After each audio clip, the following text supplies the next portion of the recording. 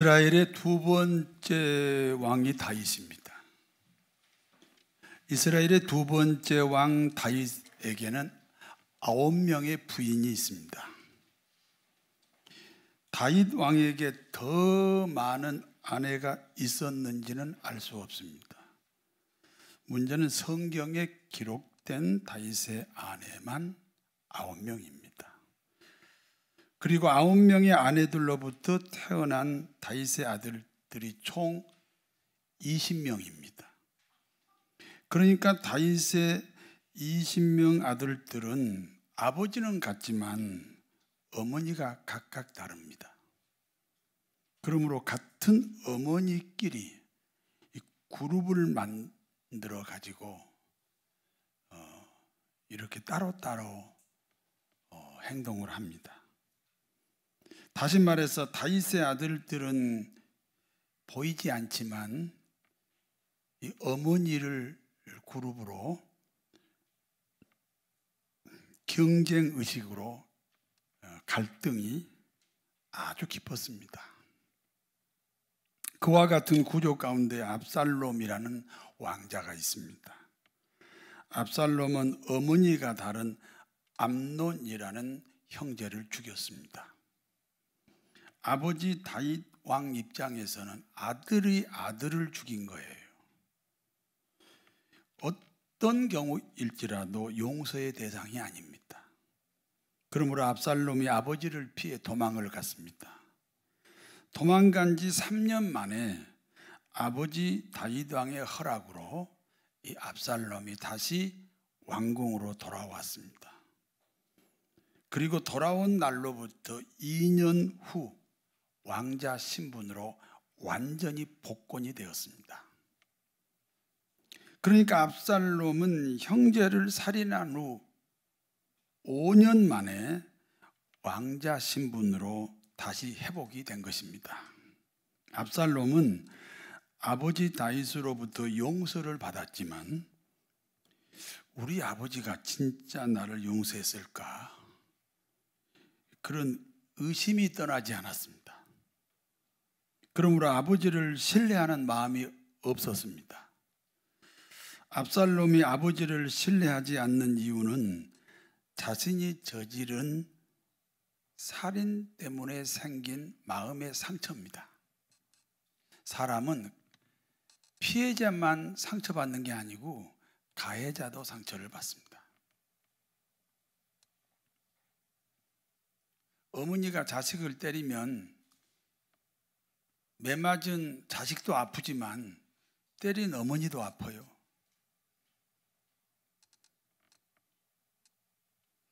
압살롬도 같은 형제를 죽인 그 과거의 살인 사건 때문에 상처가 많습니다.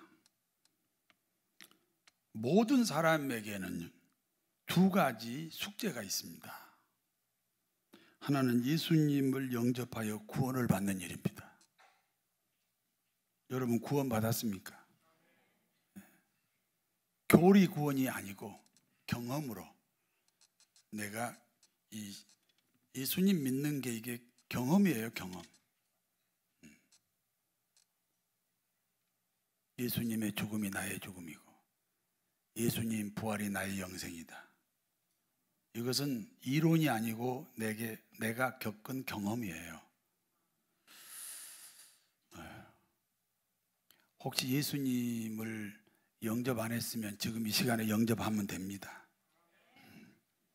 다른 하나는 구원받았으면 이제 마음의 상처가 치료되어야 합니다. 살다 보면 누구에게나 크고 작은 상처가 있습니다. 누구에게나 있는 상처를 치료하지 않으면 원치 않는 문제들이 계속 반복이 됩니다. 여러분 어떤 아버지가 이제 알코올 중독자예요.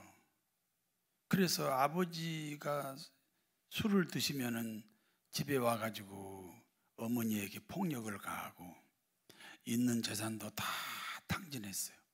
그러니까 그 딸이 나는 절대로 시집가면 술 먹은 사람에게 안 가겠다.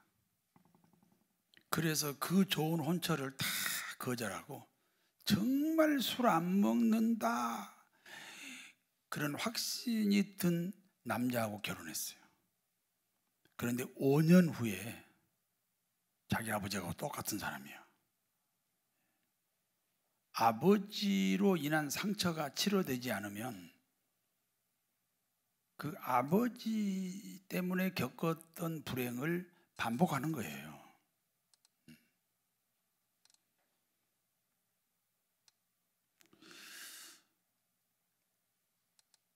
이 치료가 치료되지 않으면 가문의 불행도 반복이 되고 개인의 불행도 반복이 됩니다. 치료받아야 합니다. 치료의 비결은 자기 발견을 통한 자기 고백이에요. 그러면 하나님이 치료합니다. 자기 부족한 부분을 발견해요. 그리고 그 부족한 부분을 인정하고 시인해요. 그러면 치료가 이루어집니다. 자신을 발견하고 시인하여 치료하는 일은 평생에 한 번 있는 이례적인 사건이 아닙니다.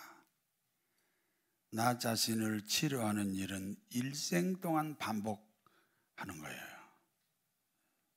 치료하면 또 상처가 생기고 또 살다 보면 또 생기고, 그래서 계속해서 이 치료가 이루어져야 돼요. 오늘 이 예배를 통해 여러분 속에 숨어있는 상처들이 치료되시기를 바랍니다. 결국 압살롬은 마음의 상처를 치료하지 못하고 반란을 일으킵니다.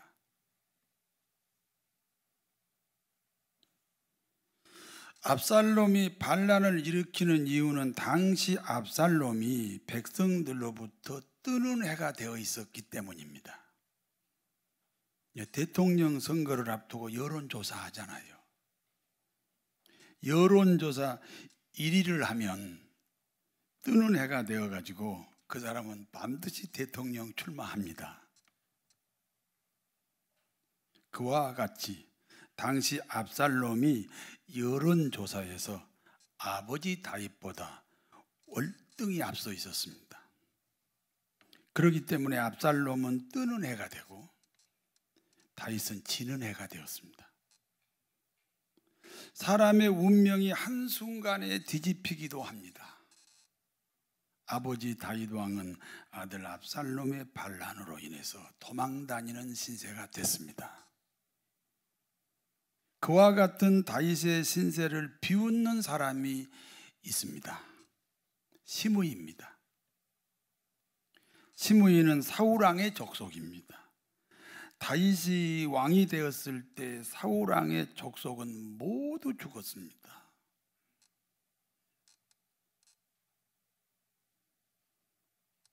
여러분, 이제 새로운 왕이 등장했잖아요. 그러면 과거 왕의 그 혈족은요 다 죽게 돼 있습니다. 우리는 어려서 세조대왕이 조카 단종 왕을 죽였잖아요. 그래서 우리는 참 악한 사람이다 그렇게 생각했는데, 여러분, 저 단종이 왕이었잖아요. 그런데 그 왕을 억지로 폐위시키고 세조가 왕이 됐는데 백성들의 마음이 하나가 안 돼요. 백성들은 왕이 둘이에요. 그래서 정치하려니까 어쩔 수 없이 조카 단종을 죽인 거잖아요. 그와 같이 다윗이 왕이 되었으니까 사울 왕의 족속을 다 죽여야 됩니다. 그러므로 시므이도 당연히 사울 왕의 족속이기 때문에 시므이도 당연히 죽어야 됩니다. 그러나 다윗 왕이 시므이를 살려주었습니다. 생각하면 시므이는 이 다윗이 생명의 은인입니다. 그런데 지금 다윗에게 등을 돌리고 있습니다. 시므이는 다윗 왕 일행이 지나가는 건너편 언덕에서 다윗을 향해 소리를 지릅니다. 피를 흘린 자여, 사악한 자여, 가거라 가거라. 하나님께서는 사울 족속의 원한을 너에게 돌리셨다. 너는 이스라엘의 왕이 되었으나 하나님이 이 나라의 왕을 너희 아들 압살롬에게 넘기셨다. 그러면서 막 이 건너편 언덕에서 이 다윗 왕을 비웃고 비난하고 저주합니다. 여러분, 하나님 반대편에 있는 사람의 특징이 뭔지 아세요? 자기는 하나님 편에 있다는 거예요. 자기는 하나님 편에 있다는 사람들이 사실은 하나님 반대편에 있는 사람들이 많아요. 시므이는 지금 다윗 반대편이 아니라 실상은 하나님 반대편에 있는 사람입니다. 그런데 다윗 반대편이 마치 하나님 반대편인 것처럼 스스로 속고 있습니다. 생각하면 불쌍한 인생입니다. 여러분, 예수 잘못 믿는 사람이 생각하면 불쌍한 인생이에요. 우리 잘 믿읍시다. 시므이는 두 가지 이유 때문에 다윗을 배신하고 조롱합니다. 하나는 지금 다윗을 배신해야 압살롬에게 점수를 딸 수 있습니다.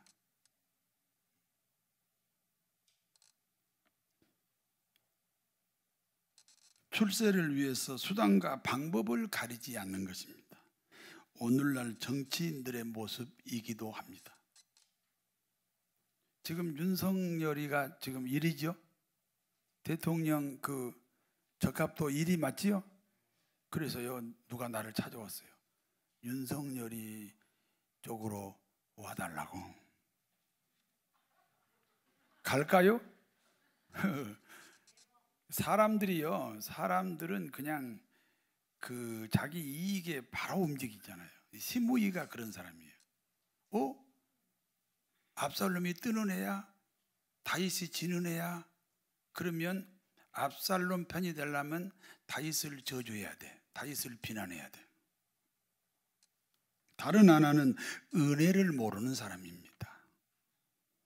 현대인들의 특징 중에 하나가 은혜에 대한 감각이 없습니다. 저희 교회에서 장로로 있다가 나간 분이 계십니다. 지금까지 집요하게 왜곡된 거짓말로 저희 교회와 저를 비난합니다. 이제는 다른 인터넷 매체를 이용해서 계속해서 비난합니다. 사람들은 은혜를 모르는 시대에 살기 때문에 은혜에 대한 목마름이 큽니다. 그래서 강아지를 그토록 좋아합니다. 여러분, 강아지는 절대로 은혜를 배신하지 않습니다.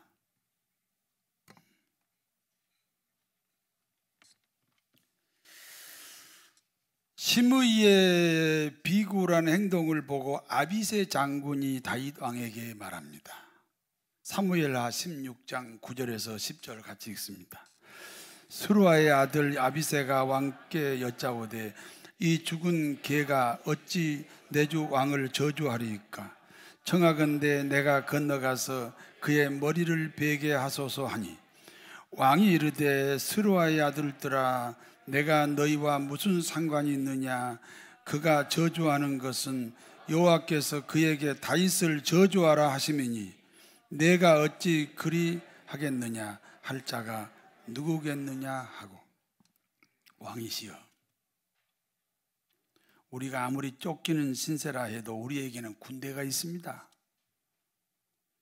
우리와 비교하면 저 시므이는 죽은 개와 같습니다. 저 죽은 개를 내가 건너가서 죽여버리겠습니다. 다윗 왕이 아비새 장군에게 대답합니다. 아비새야, 시므이가 나를 저주하는 것은 하나님이 시므이에게 나를 저주하라 하셨기 때문이다. 우리 기독교인에게 가끔 원치 않는 일들이 찾아오기도 합니다. 그러면 우리 기독교인은 그 원치 않는 환경을 누구 탓으로 돌려야 됩니까?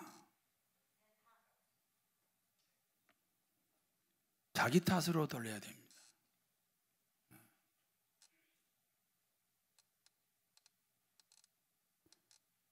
상식적으로 말이 안 되는 이 시므이의 행동을 다윗은 이렇게 고백합니다. 하나님이 저 시므이를 통해서 나를 책망하신다.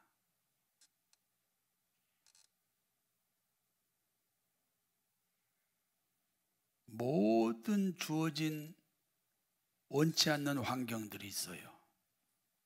다 자기 탓으로 돌려야 됩니다. 그래서 우리 기독교인은 고난 앞에 회개하는 겁니다. 전부여 의지 없어서 손들옵니다.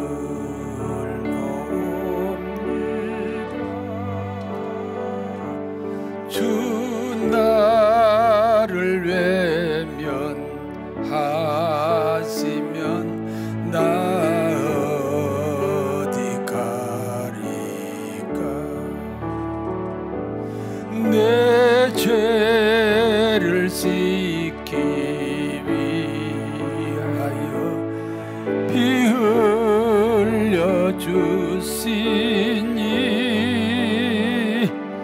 곧 회개하는 마음으로 주 앞에 옵니다.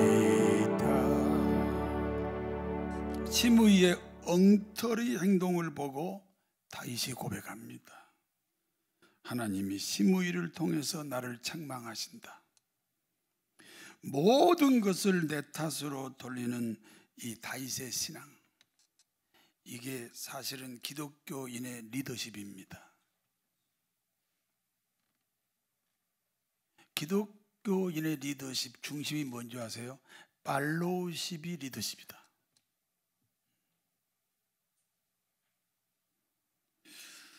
결국 아버지 다윗과 아들 압살롬의 전쟁은 다윗의 승리로 끝이 났습니다. 하나님 편이 항상 이깁니다. 다윗이 이겼다는 말은 다윗이 하나님 편입니다. 압살롬은 본시 키가 장대하고 얼굴이 아름다운 청년입니다. 키가 장대하고 아름다운 청년 압살롬의 자랑거리는 머리카락입니다. 머리카락을 늘어뜨리면 발 뒤꿈치까지 내려옵니다.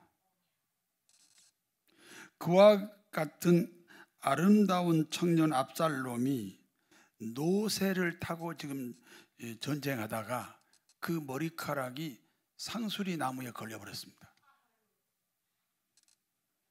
노새는 빠져나가고 상수리 나무에 압살롬이 대롱대롱 매달리게 됐습니다.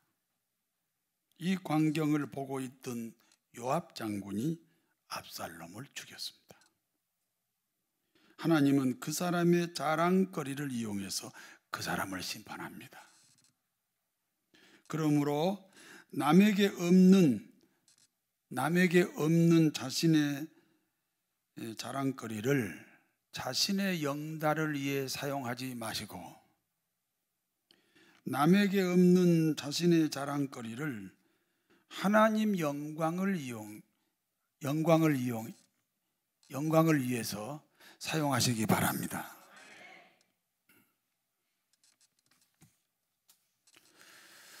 전쟁이 끝났으니 이제 다윗 왕은 다시 예루살렘으로 돌아오고 있습니다. 그렇게 되면 다윗을 저주하고 비난했던 시므이에게 큰 문제가 생겼습니다. 아유, 그럴 줄 알았으면 비난하고 저주하지 말걸. 근데 지나갔잖아요. 은혜를 원수로 갚았던 시므이입니다. 시므이 입장에서 이번에는 영락없이 죽게 됐습니다. 그래서 시므이는 기환하는 다윗 왕을 급히 만났습니다. 베냐민 지파 1000명을 동원하여 다윗 왕을 환영합니다. 시므이가 왕 앞에 납작 엎드려서 이렇게 말합니다. 내 주 왕이시여, 지난날 저의 패역을 용서하여 주옵소서. 저의 허물을 기억하지 마시고 왕의 마음에 간직하지 마옵소서. 시므이의 뻔뻔스러운 행동을 보고 이번에도 아비새 장군이 이렇게 말합니다. 시므이가 여호와의 기름 부으신 자를 저주하였으므로 이번에는 반드시 죽여야 됩니다. 사무엘하 19장 21절입니다. 시루아의 아들 아비새가 대답하여 이르되 시므이가 여호와의 기름 부으신 자를 저주하였으니 그로 말미암아 죽어야 마땅하지 아니하나이까 하니라. 여호와의 기름 부으신 자는 당시 왕과 제사장과 선지자입니다. 왕은 하나님을 대신해서 나라를 통치합니다. 제사장은 하나님께 드리는 제사를 집례합니다. 그리고 선지자는 하나님의 말씀을 전달합니다. 그러므로 이와 같은 사람들은 하나님이 특별히 선택하여 기름을 부었습니다. 기름을 부었다는 것은 성령으로 구별하여 세웠다. 성령으로 구별해서 세웠다, 그런 뜻이에요. 시므이를 반드시 죽여야 한다는 아비새 장군에게 다윗 왕이 대답합니다. 아무리 정당한 일이라도 내가 원수를 갚으면 나도 다른 사람의 원수가 된다.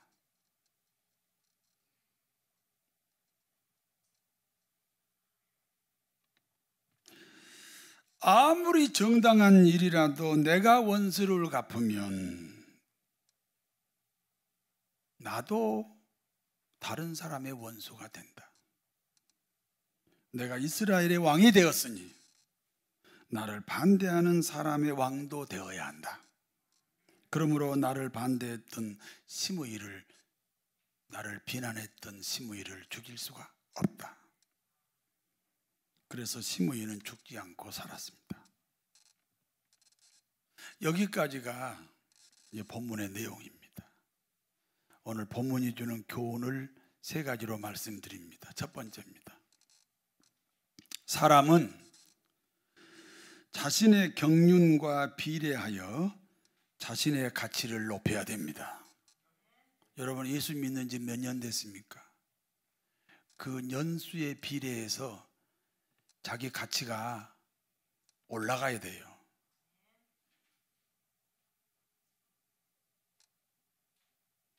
모든 사람들은 시므이를 죽이라고 했습니다. 시므이를 죽이는 일은 정당합니다. 시므이를 죽이는 일이 나라를 다스리는 일 중에 하나이기도 합니다. 그런데 다윗은 시므이를 죽이지 않았습니다. 만약 다윗이 시므이를 죽였으면 다윗은 시므이하고 동급이 됩니다.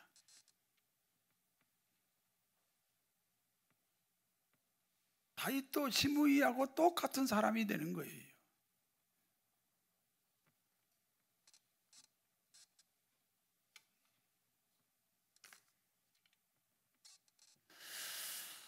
아주 옛날 이야기입니다. 우리 교회에 전도사 한 사람이 있었습니다. 그 전도사는 3개월 있으면 이제 목사 안수를 받습니다. 그 전도사는 담임 목사인 제가 문제가 없다 그래야 목사 안수를 받습니다.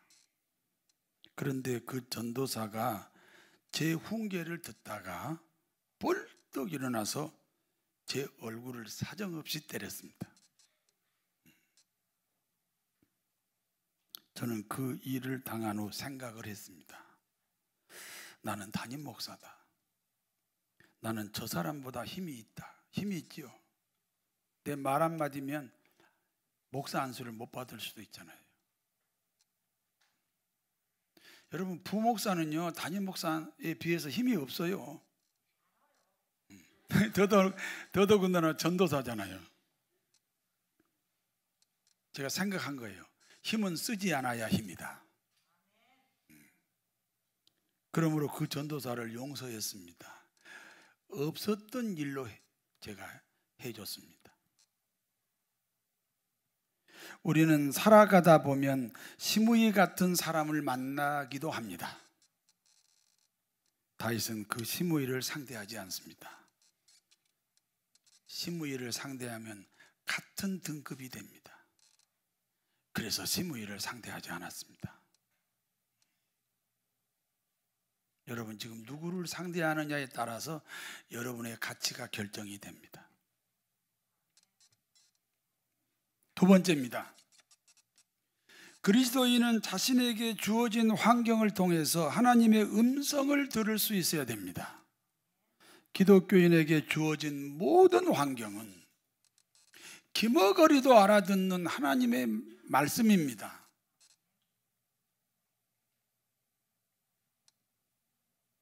여러분, 원치 않는 환경이 가끔 찾아오지요. 그 환경이 하나님의 말씀이에요. 기머거리도 알아듣는 하나님의 말씀이에요. 그러므로 예수 믿는 사람에게 원치 않는 환경이 오면 먼저 하나님과의 관계를 살펴야 됩니다. 다윗은 시므이의 엉터리 행동을 보고 고백합니다. 하나님이 시므이를 통해 말씀하신다. 하나님이 시므이를 통해서 말씀하신다. 하나님의 말씀을 주어진 환경을 통해 들을 수 있기를 바랍니다. 세 번째입니다. 용서보다 강한 것이 없습니다.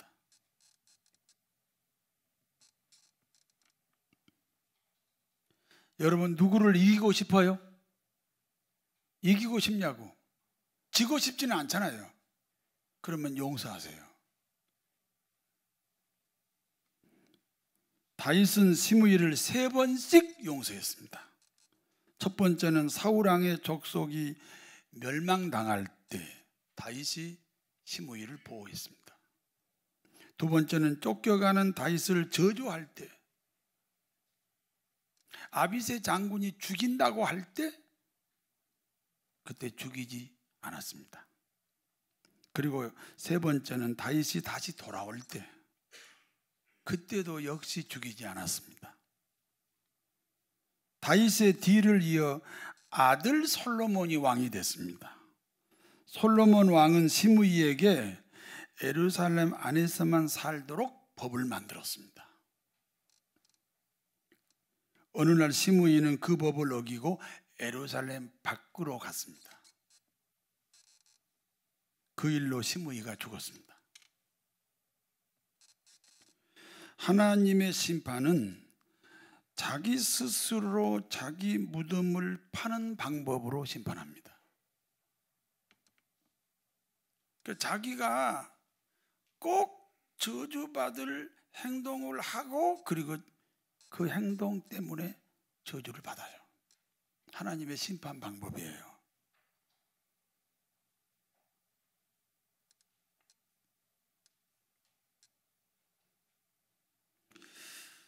자기 자신을 잘 살펴보셔야 됩니다. 신앙은 점점 증대돼야지, 점점 확대가 돼야지 후퇴할 수가 없어요. 사람은 누구를 상대하느냐에 따라 그 사람의 가치가 결정됩니다. 믿습니까? 그리스도인은 환경을 통해 하나님의 목소리를 들을 수 있어야 합니다. 용서보다 강한 무기는 없습니다.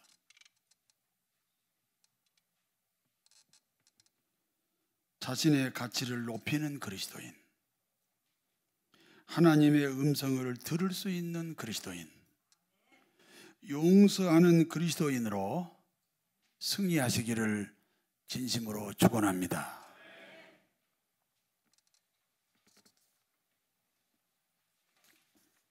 전능하신 하나님, 저희가 누구를 품느냐에 따라 저희 가치가 결정이 됩니다. 저희 가치가 하나님께 영광이 되게 하옵소서. 거룩하신 아버지 하나님, 저희가 주어진 환경을 통해 하나님의 음성을 들을 수 있도록 마음의 문을 열어 주시옵소서. 용서보다 강한 무기가 없습니다.